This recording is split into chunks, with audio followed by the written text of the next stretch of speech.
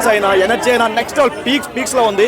ఎక్కడ కూడా క్రింజ్లా కానీ లేదంటే ఒక రొటీన్లా కానీ ఎక్కడ అనిపించలేదు. కొత్త బాస్ని చూస్తున్నాం, ఒక వింటేజ్ బాస్ని చూస్తున్నాం అనిపించింది. నెక్స్ట్ లెవెల్ ఉందన్న. ఓన్లీ డిసప్పాయింట్మెంట్ అంటే కొంచెం విశ్వాసం స్టోరీ ఆ కైండ్ ఆఫ్ అదే కొంచెం రిపీట్ చేసిన అనిపించినా సరే ఎంటర్టైన్మెంట్ వరకు అసలు సంక్రాంతికి పర్ఫెక్ట్ మూవీ అని చెప్పుకోవచ్చు. రీజనల్ ఇండస్ట్రీ మాత్రం తక్కువ అయితే కాదు. అనిల్ రావుపూడి ఇంకొక బ్లాక్ బాస్టర్ కొట్టాడు. Next extraordinary. సంక్రాంతికి పక్కా ఎంటర్టైనర్ అంటే ఇది. ఫ్యామిలీకి ఏది కావాలంటే అది. పండక్కి మొత్తం ఫ్యామిలీ చూడడానికి పక్కా మూవీ. ఆంధ్రాలో కాదు, ఇక్కడ కాదు, ఫ్యామిలీస్ ఈ సినిమాని తీసుకెళ్ళిపోతారు, ఎక్కడికో తీసుకెళ్ళిపోతారు. ఫ్యామిలీలు మల్టిపుల్ టైమ్స్ చూడొచ్చు. ఏ రిలేషన్ ఉంటే వాళ్ళతో చూడొచ్చు, ఎన్నిసార్లు కావాలంటే అన్నిసార్లు చూడొచ్చు.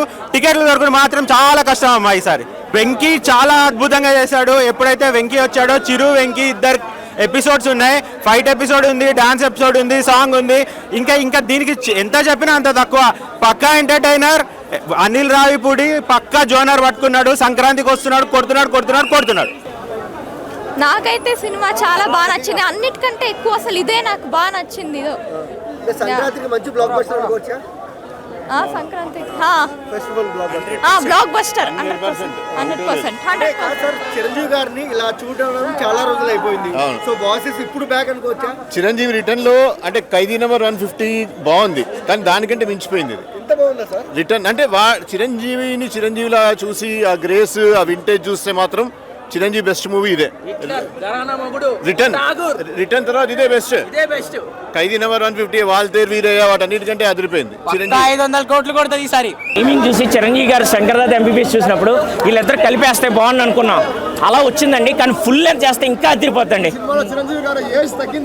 అమ్మ బాబాయ్ నిజంగా అండి, నేనైతే ఆ మీసాల పిల్ల ఆ పాటలు చూసేటప్పుడు ఈ ఏదిలో ఈ పాటలు అవసరమా అనుకున్నా, కానీ సినిమా చూశాక చూడాలని సినిమా గుర్తొచ్చిందండి. లవ్ సీన్స్, ఆ ఫేస్లో గ్లో కానీ ఆ బాడీ కానీ మనకు అక్కడ 70 years అని తెలియదని మనం చెప్తే తప్ప. నేను ఒక క్రిటిక్గా చూశాను. డాన్స్ అయితే అసలు ఎక్కడా కూడా తడబడలేదు. ఎవరు చిరంజీవి హుక్ స్టెప్స్ అయితే సూపర్ అండి. గ్రే స్టెప్స్ అయితే శశిరేఖ పాట ఉంది కదా, ఆ పాట ఫస్ట్ ఏదో క్రిటిసైజ్ చేసుకున్నాం, కానీ చూసే మాట్లాడమనండి. ఆ పాట నాకే కళ్ళు చెదిరిపోయాయి. ఎలా ఉన్నాయి మన మగవాళ్ళు? అమ్మ బాబాయ్ మగవాళ్ళమే డైలాగులు అండి. మీసాల పిల్ల పాట ముందు సూపర్ అండి. ఆ సీన్ కోసం నేను మళ్ళీ వెళ్తా. బ్రో క్రిన్స్ అనేది ఎవ్రీవేర్, ఎక్కడైనా క్రిన్స్ ఉంది. బట్ మూవీలో ఎక్కడ కూడా క్రిన్స్ ఉంది, కొంచెం ఇట్లా ఉంది, అలా ఏమి లేదు, అంత నెగిటివిటీ.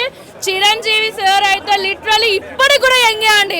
ఎక్కడ కూడా 66 or 67 years నాకు ఎక్కడ అనిపించలే. స్టిల్ యంగ్ ఉన్నట్టున్నారు అసలు చిరు సార్ అయితే. వెంకీ సార్ అయితే ఇంకా సూపర్. అసలు కామెంట్ చేసే వాళ్ళు ఎవరైనా ఉంటే సినిమా చూసిన తర్వాత కామెంట్ చేయండి. చూడకుండా చేస్తే మాత్రం చాలా ఇదిగా ఉంటుంది. చెప్తున్నాం అప్పుడే, చూసిన తర్వాత చేయండి. ప్రతి ఒక్కడికి ఇది ఒక అలవాటు అయిపోయింది. సినిమా చూడకుండా అదంట ఇదంట అని చెప్తూ ఉంటారు. వాడి మాటలు ఎవడే ట్రాష్ మాటలు మాట్లాడొద్దు. మూవీ చూసిన తర్వాత మూవీలో ఏది బాగలేదో అప్పుడు చెప్పండి, బాగుంటది. సూపర్. అది ఇద్దరు కామెడీ యాక్టర్లో కలిస్తే మూవీ ఎలా ఉంటుందో అందరికి తెలుసు. అదే అనిల్ రావుపూడి పట్టుకొని తీసాడు. మళ్ళీ ఇంకో అవకాశం మళ్ళీ చిరంజీవి చెప్పాడు మన స్టేజ్ మీద కూడా. ఇంకా తీస్తే వాళ్ళు ఒక లెవెల్కి వెళ్తారు చూడు.